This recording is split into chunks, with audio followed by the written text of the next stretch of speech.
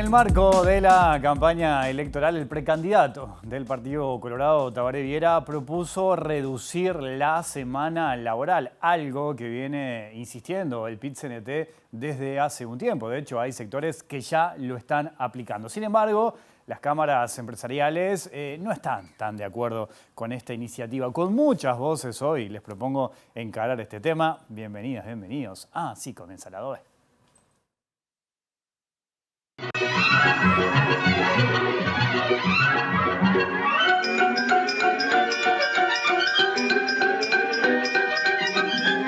La jornada laboral o la semana laboral. Tomando algunos estudios, algunos ejemplos, algunos planes pilotos, como el que realizó Inglaterra hace pocos tiempos, un año, que dio muy buenos resultados. Pensar en un plan 100-80-100, 100% del salario, 80% del tiempo laboral y 100% de ganancia. Es muy irresponsable por parte del PIT-CNT porque puede cortar este dinamismo del mercado de trabajo. En lugar de proteger a los trabajadores, puede empezar a perjudicar la creación de empleo.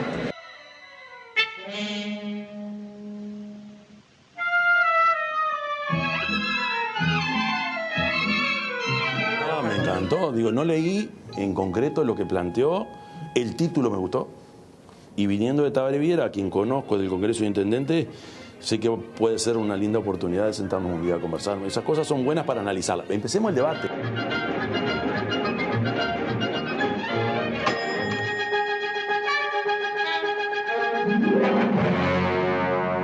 Y me parece muy bien que un precandidato de otro partido tome una propuesta que está en el programa del Frente Amplio. ¿Vamos hacia una reducción de la jornada laboral?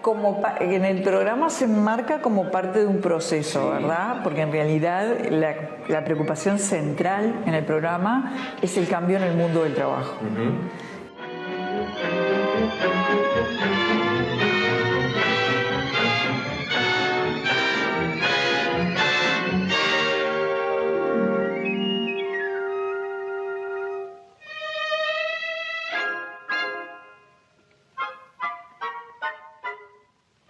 Y bueno, Tiempos Modernos se llama el programa del día de hoy. Vamos a hablar de trabajo. Quiero decirles de todos modos que tenemos varios móviles en la noche. Uno que va a tratar este tema y hay otro que está en el juzgado a propósito de la audiencia del ex senador Gustavo Penades. Quiero decirle que si hay novedades, vamos a tener las novedades en ese móvil esta noche aquí en Lado B. Tengo un panel calificadísimo para hablar. También vamos a ir al móvil a escuchar otras voces. En principio, saludo al doctor Juan Razo, experto en Derecho Laboral, Relaciones también internacionales y Seguridad Social, docente grado 5. Juan, es un gusto recibirte. ¿Cómo andás? Bienvenido a Lado B. Todo bien. Muy contento de participar en este. Lindo cuadro tenemos hoy, lindo cuadro. Alejandra Pico, economista del Instituto Cuesta de Duarte. ¿Cómo estás, Alejandra? Bien, muy bien. Muchas gracias por la invitación. Danilo Dárdano, presidente de la UNRWA, uno de los sindicatos que ya viene aplicando algunas de estas medidas que conversamos. ¿Cómo estás, Danilo? Buenas noches, es un gusto enorme estar contigo y con todo el panel. Bueno, ¿de qué hablamos, Juan, cuando hablamos de reducción de la jornada laboral? Porque ahí podemos disparar para un montón de lugares. Primero hablamos de una jornada laboral que nosotros tenemos anclada en 1915, una jornada laboral que ultracentenaria. Una jornada laboral que evidentemente tiene aristas muy altas. Me parece que hoy en día en el mundo una jornada de 48 horas, como sigue todavía existiendo, no funciona. En este debate que yo escucho a economistas, escucho políticos, escucho periodistas, me parece que todo está enfrascado en algo que no va a conducir a mucho. A ver. Que es el tema reducción de la jornada con igual salario y el tema productividad. Como que una cosa está ligada con la otra. Es posible, están ligadas, indudablemente, pero eso estrecha la cancha del debate. Yo lo que pienso es que hoy en día nosotros tenemos que reconocer que así como tenemos una jornada antigua, extensa, que tiene que ser reducida, también tenemos una jornada muy rígida, una jornada pensada para el obrero metalúrgico con el mayor respeto, porque el obrero metalúrgico construye desde el vamos el derecho del trabajo. Pero hoy el mundo ha cambiado, hay empresas digitales, hay trabajadores que están dispuestos a trabajar menos, pero sin el límite diario de las 8 horas. damos una mirada a Europa, en todos los países hoy en día se está promocionando la jornada de 38, de 39 horas con igual salario. En Chile, en el 2028, habrá también una jornada de 39 horas con igual salario.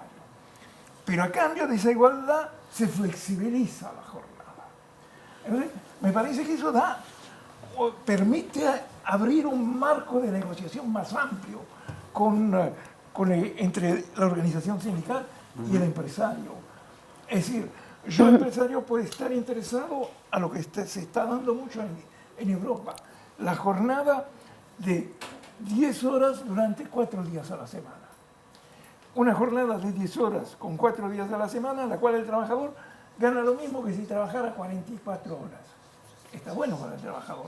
Pero esa jornada del 4 por 10 hoy en día sería ilegal en el Uruguay. Claro. O si no es ilegal, llevaría al coste de las horas extras. Entonces, por ahí es donde yo veo abrir los espacios de una negociación que sí tiene que aterrizar en el mundo de las relaciones laborales. Buen punto ese, Alejandra. Y Juan también hablaba de dos componentes importantes en esto, el salario y la productividad. ¿Qué pasa con nuestra economía? ¿Soportaría esto? Sí, bueno, yo retomando un poco lo que planteaba Juan, comparto que tenemos una jornada muy antigua, muy larga en la comparación con el resto del mundo, en particular las 48 horas semanales y las 8 horas diarias. Eso está cambiando, no solo en los países más avanzados, que ya ha cambiado, sino que también empezó a cambiar en la región.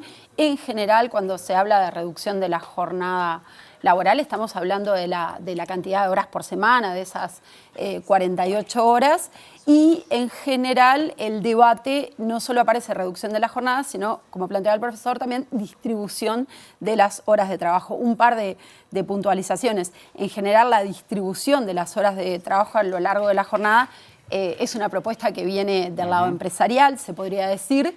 Me parece que es un tema que tiene que quedar la distribución de la jornada en manos de la negociación colectiva. No puede ser una negociación individual, que es una negociación bastante desigual, podemos decir, entre las partes. Me parece que también esta distribución de la jornada, de las horas de trabajo en la semana, tiene que contemplar no solo, y por eso está bueno que el ámbito sea la negociación colectiva, las necesidades del proceso productivo, sino también las necesidades de los trabajadores, que hay que poner arriba de la mesa, que hoy son nuevas necesidades, nuevas demandas para capacitación, para tiempo libre, para cuidados. Y bueno, y me parece que en nuestro país deberíamos avanzar, esto es un poco lo que estamos proponiendo desde la central, en el marco normativo, que es bueno, una jornada muy amplia de 48 horas, y también bueno, cómo implementar eso en el marco de la negociación colectiva. Siempre son temas que se mezclan con la productividad, creo que eso está muy bueno, traer la productividad también a los ámbitos de negociación.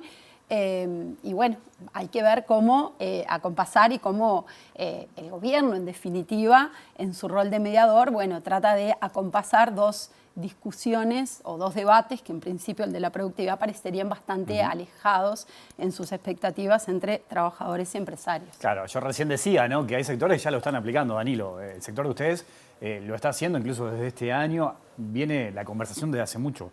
Yo recuerdo que ustedes ya desde hace tiempo venían planteando esto. ¿Cómo está siendo esa experiencia? Desde hace muchos años se venía planteando y en realidad llegando a acuerdos, por ejemplo, el sector naval, el sector de auxilio mecánico, talleres mecánicos, y ahora toca el sector histórico, el sector metalúrgico. Pero yo antes quería decir algo, en el sentido del contexto. Porque esto podría ser una jugada oportunista, ¿no? Dicho con mucho respeto, porque estamos en campaña electoral y queremos conseguir votos. Porque en realidad, si vemos varios actores, ya levanten la mano y vamos a la reducción. ¿Por qué no se hace?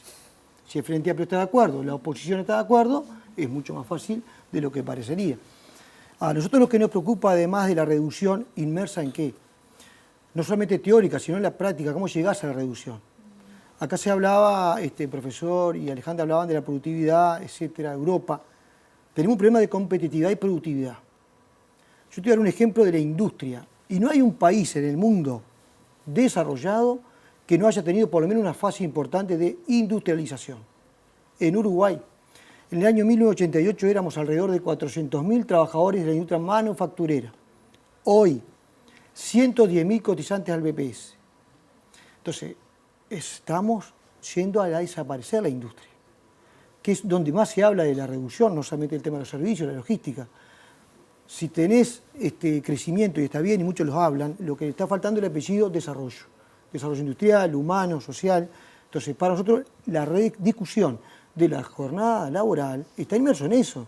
Porque tampoco queremos caer en esa trampa de, claro, ustedes reclaman no perder salario, irse antes con su familia, y esto va a redundar de alguna manera en cierre de empresas. No queremos caer en esa trampa. Nosotros estamos convencidos que podemos, en general, puede haber excepciones, en el mismo tiempo mantener la productividad, ganar lo mismo, inclusive mejorar las condiciones y mejorar la organización del trabajo, y en ese marco mejorar la competitividad y la productividad. Es un tema complejo, pero bueno, bienvenido que actores sociales de diferentes partidos quieren sentarse a discutir. La Central, la Confederación de Sindicatos Industriales y nuestro sindicato en particular, estamos totalmente de acuerdo en sentarnos a discutir. Al calzón quitado, ¿no? La carta arriba de la mesa. Ahí está. Juan. Las reflexiones que decía el presidente del UNRWA me hacen decir algo un poco escandaloso. A ver. Espera, porque te está cayendo. Estás diciendo tantas verdades que el micrófono no soportó ahí. No aguantó. Se cayó. Esto es televisión en vivo. Ahí lo acomodaste ahí. Sí, estamos en directo. ¿Lo escuchamos bien a Juan ahí? Sí. Suena bien. Dale. Algo escandaloso, Sí. porque escuché todos los políticos prometer. Esto no es un tema para parlamentarios, esto no es para legisladores, no es un tema para políticos. Yo creo que es un tema estrictamente para los actores sociales. Yo creo que son los actores sociales que conocen la realidad. El presidente del UNRWA, que es del sindicato, donde dice, sí, no. Te dice, hay que estudiar, hay que manejar, hay que entender las cosas. Probablemente no es lo mismo un astillero naval que un taller de chapa y pintura. Es complejo el mundo. Entonces, yo imagino que debería elaborarse un proyecto en el ámbito de la comisión del Consejo Tripartito, y ahí ese proyecto llevarlo a los legisladores, pero ya armado entre los actores sociales. Yo creo que es un peligro que los legisladores se metan en este tema. Ajá. Bueno, terminé con eso. No, bien. Fue interesante el punto. Pero, a ver, Sí. permitime, eso está buenísimo, porque compartimos. Porque ¿quién conoce más el trabajo en el sector de la logística, el servicio, la industria? Los actores sociales. El problema es que a veces, si no alguien no te ayuda, en este caso el Poder Ejecutivo, el Poder Legislativo, se nos complica. Pero eso es lo mejor, porque vos llevas un paquete, como hemos logrado, por ejemplo, nosotros el Fondo Social Metalúrgico. ¿Quién lo discutió? La Cámara Metalúrgica y el sindicato, y después llamamos al resto de los actores y se formó la ley. Es fundamental esa tarea, entonces ahí compartimos y estamos a la orden, reiteramos, como central, como confederación, como sindicato, para discutir esto, porque en realidad la reducción horaria es más vida con la familia, eso es lo más importante, no es para ganar más, es para estar más con la familia, eso me parece que tiene que ser un mensaje bien claro. Alejandra, sí. Sí, creo que es un tema que tiene que estar previamente masticado, como quien dice, entre los actores sociales, pero me parece importante sí que exista un marco normativo general. Y ahí quizás muchas veces en el debate de la reducción de la jornada laboral la pregunta es, bueno, ¿cuál es el ámbito? Es el ámbito, nosotros tenemos en Uruguay un sistema de negociación colectiva y una cobertura de la negociación colectiva que es muy amplia, entonces muchas veces se tira la pelota a que eso quede en la cancha y se termina regulando en la negociación colectiva, bienvenido sea, como ha sucedido en el caso de los metalúrgicos. Pero hay algunos sectores, y pensando rápidamente, el sector rural, por ejemplo, es un sector con mucha debilidad para que se puedan consolidar esos avances en el marco de la negociación colectiva, y por lo tanto me parece que es importante que exista un paraguas normativo más general, más allá de que algunas cuestiones queden libradas al debate, a la discusión de la negociación colectiva y a la implementación. Y comparto con Danilo que este es un tema mucho más amplio, que abarca la productividad y abarca también los niveles salariales, ¿sí? Porque en algunos sectores y con niveles salariales muy bajos, también hay que preguntarse cómo puede operar la reducción de la jornada con el porcentaje, por ejemplo, que tenemos nosotros hoy por hoy de 25.000 pesistas. Estamos hablando de casi 600.000 personas, más o menos, ¿no? Sí, en el total de ocupados, algo más de 500.000 ocupados. Entonces, bueno, esas personas van a efectivamente, incluso bajo el supuesto de igual salario, con una jornada menor, mantener esa menor jornada o, en definitiva, tratar de conseguir otro empleo. Entonces, me parece que es una discusión de paquetes, ¿sí?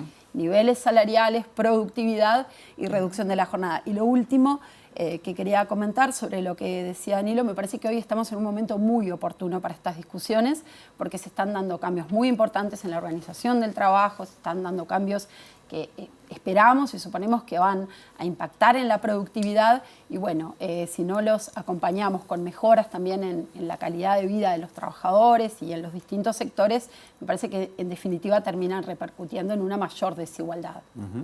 Sí. Preparando la entrevista leí un montón de artículos, porque este tema tiene un montón de elementos, abre, ¿no? Tiene un montón de aristas, que es lo interesante.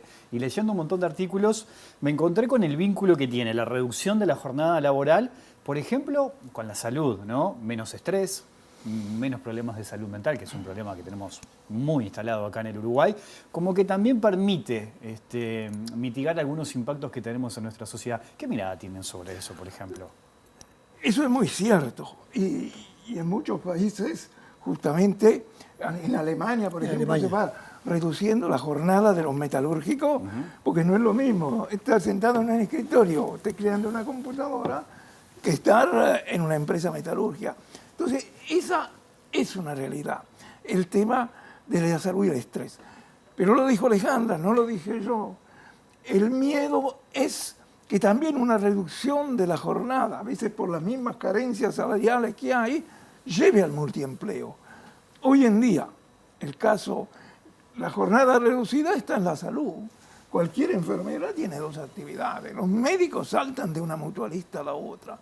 Entonces hay que ser muy cuidadoso en esto. Y hay otro elemento en el debate. La reducción de la jornada afecta a todos por igual o resuelve el tema igual o nosotros tenemos diferencias en el modo de producir en el siglo XX. Hoy en día, una gran empresa multinacional, un supermercado, yo creo que puede reducir la jornada a 40 horas, ya sea por su poder económico, ya sea porque puede sustituir trabajadores con tecnologías. Pero el pequeño comercio del barrio probablemente no aguanta ese chimbronazo.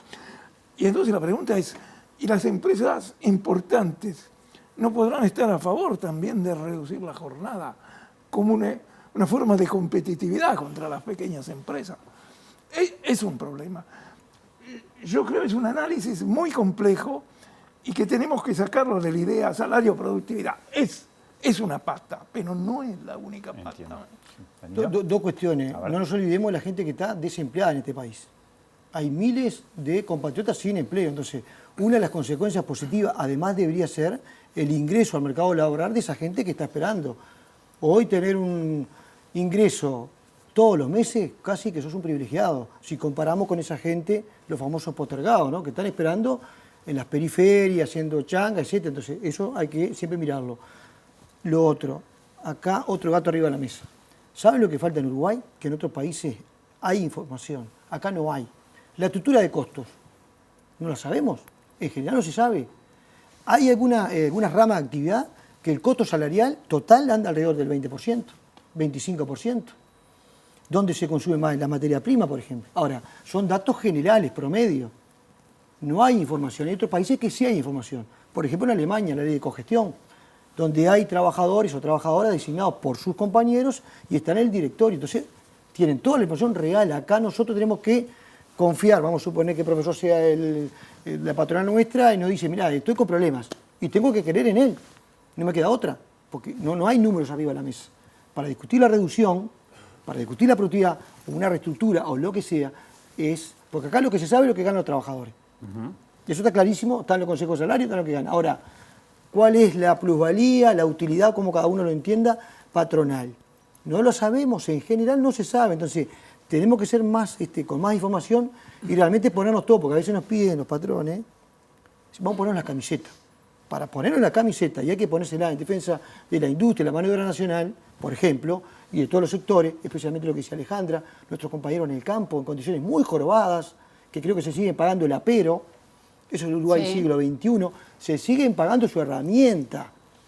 Ese es el Uruguay que tenemos. Del Río Negro hacia el norte es otro país, mucho más jorobado en todas las condiciones. Lo que andamos en el Uruguay sabemos. Entonces, precisamos la mesa que decía el profesor hace un rato. Sincerémonos, ¿Cómo vamos a sacar el país adelante? ¿Vamos a ser un país en desarrollo por lo menos en 10 años, en 15? Aprovechemos lo que está haciendo Lula, esa inversión de 61.000 millones de dólares en inversión en desarrollo, a ver cómo nos podemos enganchar ahí. O sea, si no vamos a ir dependiendo de una cuarta pastera, de otro emprendimiento, pero nos jugamos todas las cartas, todos los huevos en una sola canasta. Tenemos que diversificar si pensamos en un país de primera, como se decía algunos años atrás. Un minuto, Wilmar, para hacer una acotación sobre la productividad. A mí me gusta mucho esta instancia del programa en la que, más allá de que yo haga preguntas, los invitados interactúan entre ustedes. Me encanta, ustedes sigan nomás, yo los miro. Antes del COVID, era el ministro Murro, nos invitó a una reunión con los actores sociales para hablar sobre productividad. Porque productividad es una palabra linda, producir más dinero. Estaba Juan Manuel Rodríguez, que es un economista que todos apreciamos. Yo no saqué nada en claro. ¿Por qué? Porque sobre productividad no se habla, se habla en teoría, pero el empresario que tiene una buena productividad no dice por qué tiene una buena productividad. Entonces también hablar de productividad es hablar de una linda palabra, pero el contenido real existe. Seguramente existe, yo no lo conozco y probablemente muchos sindicalistas tampoco lo conozcan, o muchos empresarios. Profesor, el tema es que compiten entre ellos. Ese es el problema que tiene muchas veces. Compiten porque si brindan la información, capaz que el competidor del mismo sector lo joroba. No se complementan, por eso es tan difícil, por ejemplo, en Uruguay hacer los clústeres, que en países, por ejemplo, el País Vasco, que es parte de España, ¿no? Tiene mucho funcionamiento. En otros países también funciona el clúster, acá no, acá en vez de complementarse y trabajar en conjunto, generalmente es difícil. Entonces también eso complica la información. Claro, tiene otro elemento sobre la mesa de algo que mencionaba Alejandra hoy que me pareció muy interesante, cuando ella hablaba de la actualización de los trabajadores, porque bueno, pensemos, los trabajadores tienen más tiempo porque trabajan menos, ¿no? Entonces ahí le pueden dedicar al ocio, a la preparación, a la actualización, ¿no? La formalización también de distintas áreas, dedicar ese tiempo. Ahora, hay otro elemento que puede ser, y algunos dicen, sí, pero hay más tiempo para el consumo, ¿no? Incluso ahí hasta puede haber algunos elementos hasta ideológicos, culturales que podemos conversar. Eso puede tener un impacto en la economía, es decir, bueno, el trabajador ahora tiene más tiempo, quizás aumenta el consumo. ¿Qué evaluación se puede llegar a hacer de eso?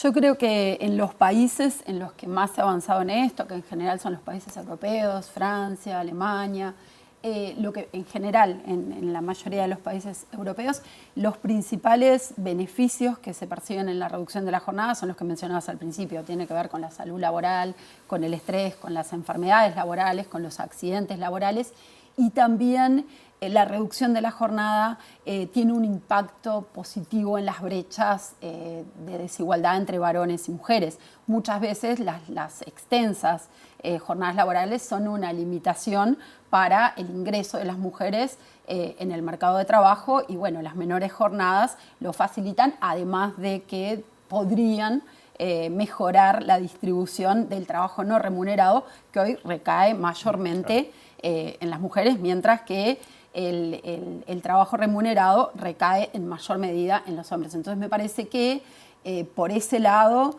que no es nada menor que bueno, la calidad de vida de las personas, me parece que hay como ciertas experiencias que podemos ver en otros países que han dado resultados muy positivos. Y retomando algunas cuestiones que planteaba Danilo y también el profesor, lo que me parece es que esto tiene que venir en el marco de toda una discusión sobre las relaciones laborales en general, el salario, las condiciones de trabajo, y que nosotros tenemos ámbitos privilegiados para eso.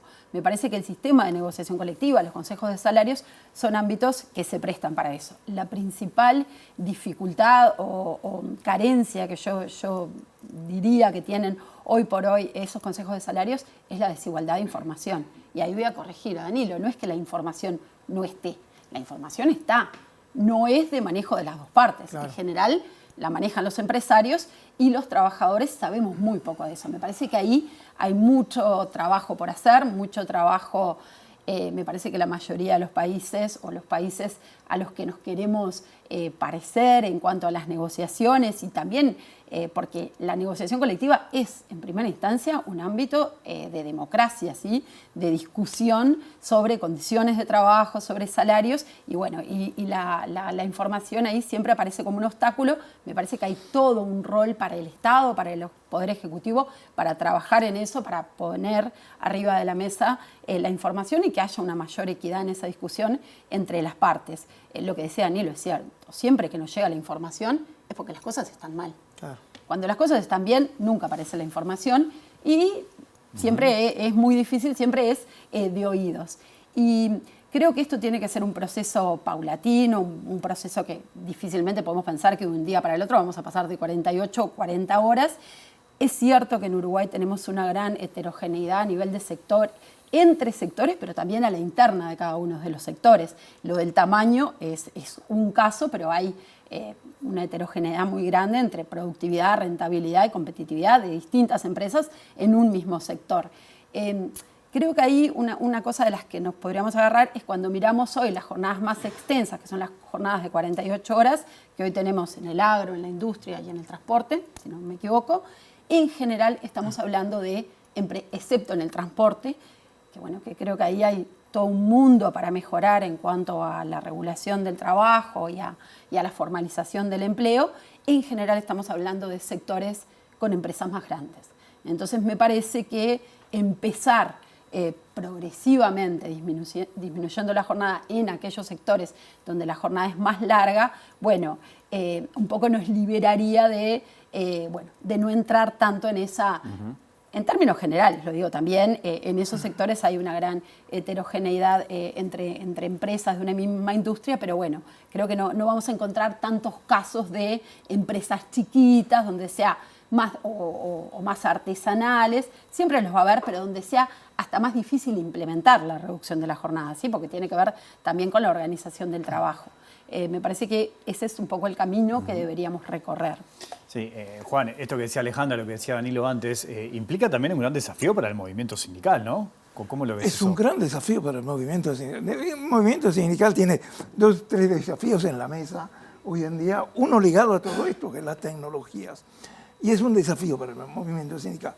Y yo pienso, esto no es la posición de la academia, es la posición mía, pero ya que tengo 2 interlocutores y sustituyéndome a ti, yo creo que un escollo en la rebaja de la jornada con el mismo salario es la rigidez de la jornada de 8 horas. Porque la jornada tiene 2 límites, el semanal 48-44 según la ley, pero tiene un límite diario para todos de 8 horas. Entonces, supongamos una trabajadora o un trabajador de un shopping que trabaja 44 horas, 5 días y medio a la semana y percibe un sueldo de 40.000 pesos. Yo le digo a ese trabajador, ¿no preferirías tú seguir conservando ese mismo sueldo y trabajar en vez de 44 horas, 36 horas con el mismo sueldo, 3 días a la semana? Por ejemplo, el viernes y sábado y domingo. Eso yo creo que podría ser una negociación interesante. Pero me parece que hoy en día, no, sin duda alguna, legalmente no es posible. Ese empleador debería pagar 4 horas extra por día, entonces se volvería mucho más caro. Entonces, mi pregunta pícara, digamos, es, ¿hay disponibilidad a negociar el límite diario de la jornada de 8 horas? Yo creo que no vamos a dar una respuesta porque seríamos muy atrevidos. Pero sí lo que podemos decir es que estamos dispuestos a escuchar. Acá hay que abrir la cabeza. Ir con cabeza grande y escuchar, y oídos para escuchar. De antemano no podemos decir que no, porque no sabemos. Vos hablabas hace un rato del tema todo de lo que ha venido pasando, robotización, automatización. El mundo nos está pasando por encima. Y a veces lo que sucede es lo siguiente, mientras está la fábrica abierta, la empresa laburando, estos problemas no los estamos visualizando. Ahora, cuando nos llaman por teléfono o nos mandan un correo y dicen, bueno, se cerró la fábrica, bueno, ahí se prenden todas las luces rojas, tarde, en general tarde, si son multinacionales peor, y ahí estamos dispuestos a veces hasta rebajarnos el salario. Entonces, por eso me refiero a que tenemos que escuchar, capaz que entre todas las partes, pero sí tiene que estar ahí, como decía Alejandra hace un rato, el Estado como garante. Porque si no, a veces quedamos todos presionados. Mirá, qué buenísimo, estoy 3 días trabajando y después estoy 4 en casa. De antemano, ¿quién va a decir que no? Así acá en frío, sí, pero puede entrar a examinar cuántas horas, el tema de la salud laboral, Sí. o sea, no es tan fácil. Hay Porque- algunos sectores que uno se imagina, el transporte. Uno Claro. quiere subirse a un transporte donde el trabajador venga de 12 horas de corrido. Pero nos pasa con Viste la que hay famosa sectores. compensación que a veces sabemos que se hace, por más que no la compartimos. Los trabajadores que laburan de lunes a sábado. A veces sucede que acomodan para no ir un sábado y hacen más horas. Y te enterás tarde, porque en realidad están trabajando en tiempo extra, ganando simple. Pero hay que mirarlo, que no podemos ser más perfectas que el Papa. Esa es la realidad. Hay que mirarlo con cabeza grande Porque además hay para buscar cosas la alternativa que sea interesantes. positiva para todos. Hay cosas interesantes. Yo, por experiencia mía de muchísimos años, asesoro organizaciones de trabajadores marítimos. Trabajan 24 horas por día durante 8 días y después descansan 8 días seguidos. Eso está fuera de cualquier ley, pero está negociado y las partes Lo defienden defienden. esa negociación al límite. Es decir, me parece importante. En esta- minería también abrir la hay cabeza, algo parecido, que a veces... Porque que claro, escuchar. pasó en el montaje en su momento, por ejemplo, en la refinería, que venían muchos compañeros argentinos, entonces ¿ellos qué les servía? Estar 20 días corridos trabajando y se iban 4 o 5. Y era fuera, era toda la norma. Pero ¿qué pasa? Andá a decir a un compañero que está con la familia, con los hijos, que está 20 días afuera. Entonces, a veces la realidad te pasa por encima. Eso es lo que decir que estemos dispuestos a que se viole toda la normativa. Por algo está la normativa, hay que respetarla. Pero hay que escuchar, porque si esto implica mejor vida para los trabajadores y su familia, tener por lo menos una estabilidad laboral, lograr que más gente se incluya en el trabajo, eso va a redundar en más calidad de vida, disfrute de la cultura, del ocio, más seguridad en estos tiempos que está tan complejo el Uruguay, ¿no? Porque también si hay gente, sabemos más trabajadores, hay inclusión social. Eso también es una cuestión que tiene que ver con todo esto, lo que estamos hablando. Parece que no, pero eso hace también al intercambio. Ahora, la clave parece ser también contemplar la diversidad que ofrecen los sectores productivos también, ¿no? Por todo esto que estaban conversando ustedes, a la hora de plantear una reducción laboral. Alejandro hablaba del tema del transporte, eso está clarísimo también, por ejemplo, ¿no? O sea, no todos tienen quizás Te voy a dar los un mismos ejemplo. recursos. A ver. Bueno, sector naval. Sí. Convenio colectivo que incluía mejorar la reducción horaria, mejorar el presentismo y alguna otra cuestión. ¿Qué hicimos? A la inversa de lo que no se hizo un descuelgue, se hizo un enganche. Fábricas grandes, o sea, talleres grandes muy importantes que podían pagar, eso arrancaban de una. Hubo 3 talleres que tenían problemas. Fuimos a hablar con el comité de base, sí, tiene razón, la patronal acá está media compleja. Entonces, en lo que fue el periodo de convenio colectivo, se fueron enganchando paulatinamente. Claro. Entonces, no es que se descolgaron. Acá arrancaron de una y acá demoraron creo que 3 años. Eso permitió que toda la rama naval lograra lo mismo, no en el mismo tiempo, atendiendo esa realidad. Los trabajadores, mirá que no somos obtusos, o sea, si tenemos la información arriba de la mesa y no hay drama, hay que tener cintura en ese sentido. Hay una opinión importante, hay un actor importantísimo en toda esta historia. Les propongo sumar esa opinión, pero vamos al móvil. Vamos a recibir a nuestro compañero Martín Duarte que nos trae otra sugerencia sobre este tema. Martín, te escuchamos, te vemos, bienvenido. ¿Cómo andás, Wilmar? Buenas noches para ustedes.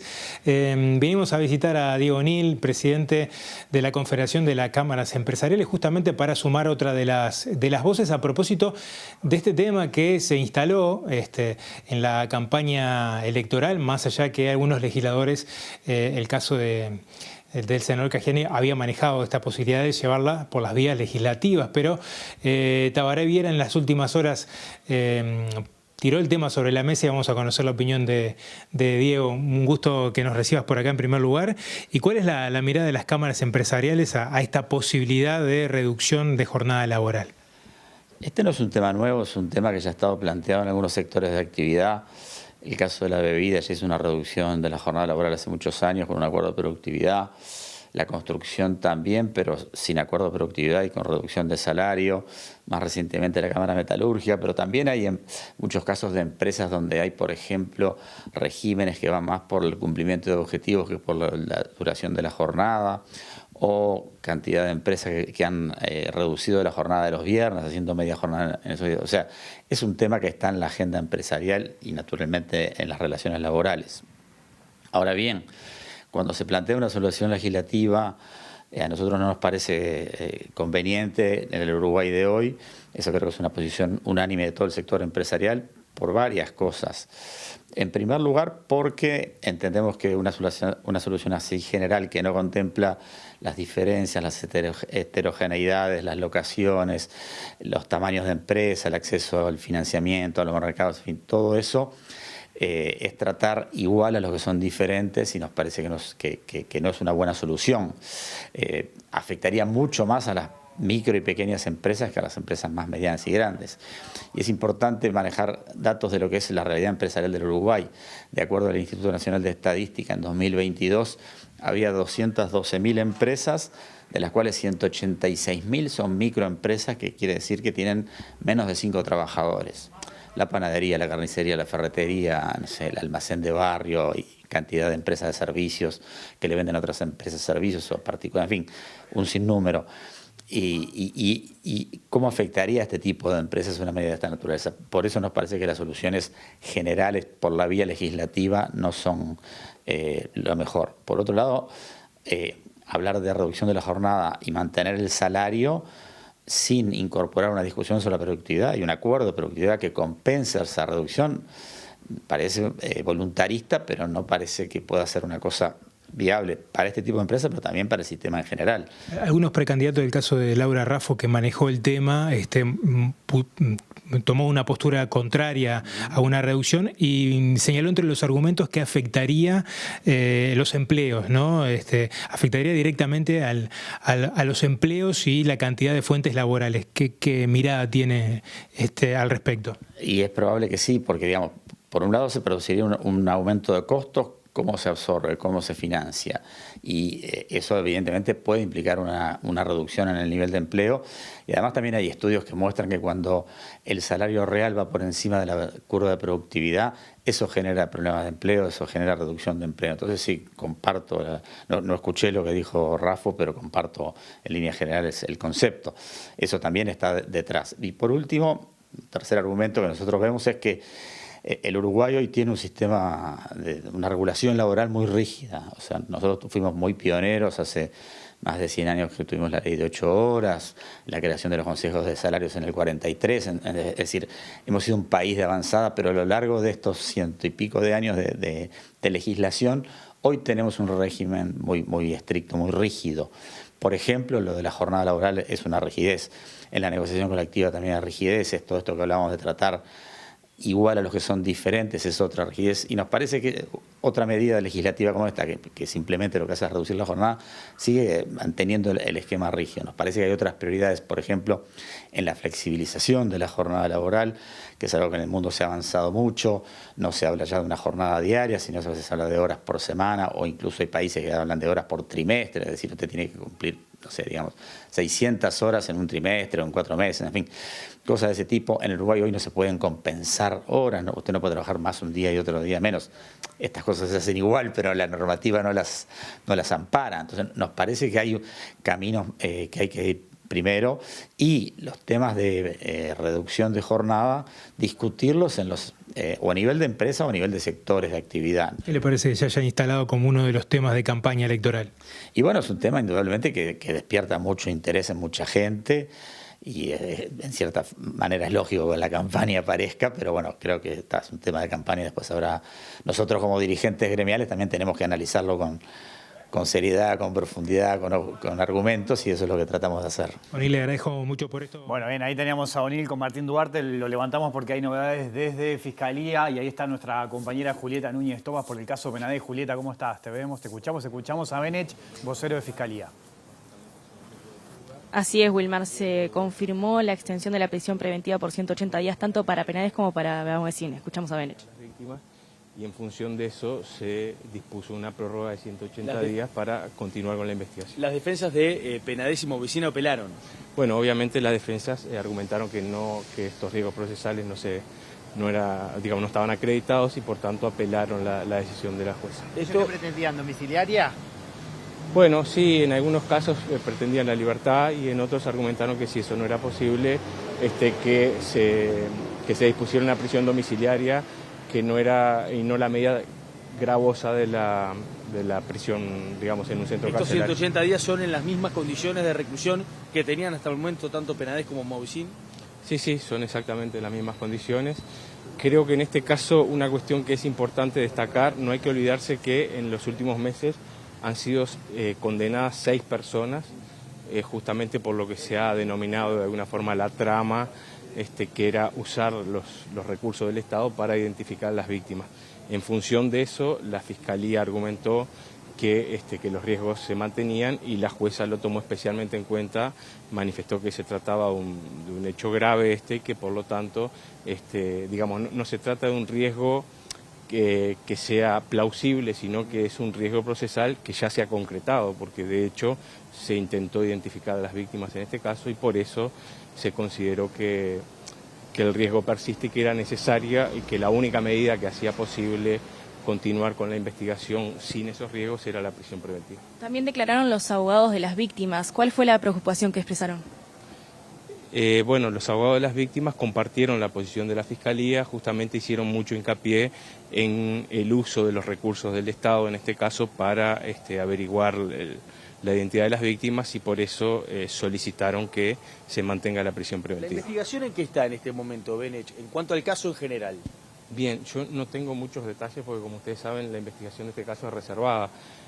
Sé que, porque se manifestó eso en la audiencia, que el tema de la investigación de lo que se ha denominado la trama de una forma ha retrasado un poco o concentró la atención de la Fiscalía y por eso se solicitó justamente la extensión de la medida cautelar de la prisión preventiva para ahora sí presentar en ese plazo la acusación con respecto a la situación de pena décima OBC. ¿Resta la declaración? ¿La acusación o pedir prórroga? Bueno, eso no lo sé en este momento, lo va a definir el equipo fiscal llegado el momento, como cuál va a ser la estrategia procesal que van a usar. Ahora el plazo de estos 6 meses es para profundizar la investigación y bueno, ver cómo avanza el tema. Resta la declaración de varias víctimas. ¿Cómo está trabajando la Fiscalía con ese tema? ¿Sigue operando allí la unidad de víctimas y testigos?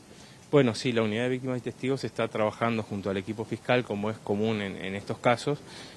Falta la declaración de algunas víctimas, justamente ese fue uno de los elementos que se tuvo en cuenta también para extender la medida cautelar de la prisión preventiva, que algunas víctimas podían tener de alguna forma y sus familias temor en declarar si había alguna modificación en la medida cautelar. ¿Y hay preocupación por lo que pueda hacerse teniendo en cuenta esto, incluso desde la prisión preventiva? Bueno, no le podría decir eso.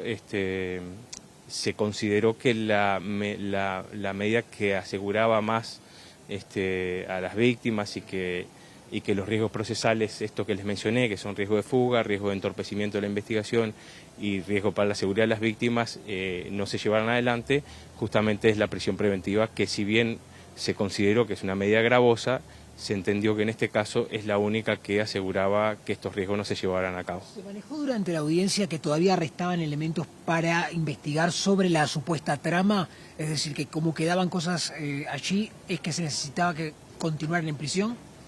Bueno, esos elementos también se manejaron, se mencionó que esa investigación aún no había concluido, que faltaban elementos por diligenciar en ese caso. Muchas gracias, Javier. Bueno, Wilmar, escuchábamos allí las palabras de Javier Benech explicando y confirmando la decisión de la jueza Marcela Vargas en lo que tiene que ver con la extensión de la prisión preventiva en todas las condiciones que ya estaban de ambos acusados, tanto Gustavo Penades como Sebastián Mauesí. Gracias, Julieta. Bueno, ahí teníamos entonces esa confirmación. Antes habíamos escuchado a Diego O'Neill. A modo de cierre, de resumen, de reflexión, ¿qué nos pueden decir? A ver, a propósito de lo que escuchaban de O'Neill y a propósito de todo este tema. Yo creo que la primera cuestión debe sí reducirse, sí o sí, sin negociación ni nada, la jornada de 48 horas. Es algo que viene del siglo pasado. En Uruguay, los obreros, los blue collar, tienen una legislación inferior del oficinista, porque históricamente el patrono era más amigo del oficinista que del obrero. Entonces, porque las 48 horas son para obreros, son para el trabajo rural. Nosotros hace algunos años pensábamos que era imposible poner límites de la jornada al trabajo doméstico y al trabajo rural. Se hizo. Ahora hay que llevar eso por lo menos a 44 horas. Desde 44 horas para abajo yo creo, Danilo lo dijo, está la negociación. No todo es igual, hay grandes diferencialidades, hay que escucharse las partes, no encerrarse en dogmas, salario, productividad y estas cuestiones, y abrir la cancha a diversos mecanismos. Ahí está. Es decir, la solución en definitiva, como tantas veces en la negociación colectiva, es que las dos partes algo ganen. Bien. Que ganen tiempo de trabajo y remuneración del sindicato, que gane el empresario con una gestión más flexible del tiempo de trabajo. Está la clave por ahí, Alejandra, Danilo. Para mí tomaría lo que decía el profesor sobre las 44 horas. Estaría bueno ese planteo de que a nivel normativo se resolviera 44 horas y de ahí para abajo que los actores sociales negocien. Porque es cierto lo que decía él, ¿no? El cuello blanco trabaja menos desgaste físico y sin embargo trabaja menos cantidad de horas. Y el trabajador de cuello sucio o cuello más oscuro, 48 horas. No tiene lógica humana. Pero lamentablemente en el Uruguay de hoy se sigue trabajando 48 horas.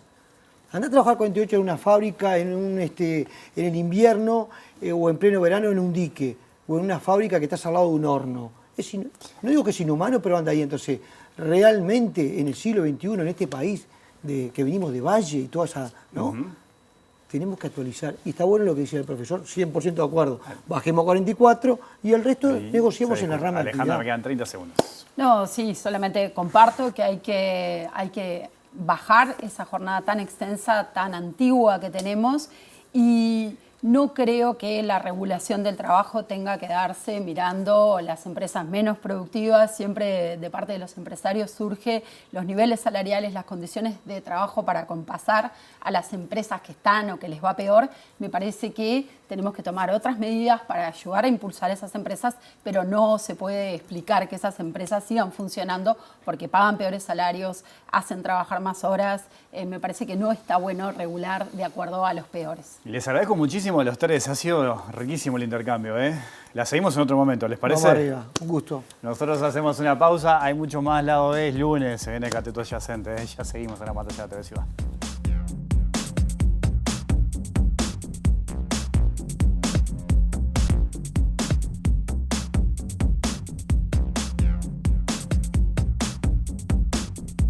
Seguimos en vivo aquí en Lado B, en la pantalla de TV Ciudad. Volvemos al móvil, volvemos al juzgado con nuestra compañera Julieta Núñez Tomás. Julieta, te vemos, te escuchamos. Wilmar, estamos con Soledad Suárez, abogada defensora de las víctimas. Soledad, ¿en qué se basó la participación que tuvieron hoy como abogados de las víctimas? Nosotros coadyuvamos con la argumentación que realizó la Fiscalía relativa a que los riesgos inicialmente establecidos para fundar la prisión preventiva de manera inicial se mantenían, como dice la sentencia del tribunal relativo a la confirmación de aquella prisión, están vivos esos riesgos y que en definitiva en realidad acá se sobrepuja lo común, en tanto se concretaron las situaciones que cuando se establecen este tipo de medidas cautelares se pretende evitar.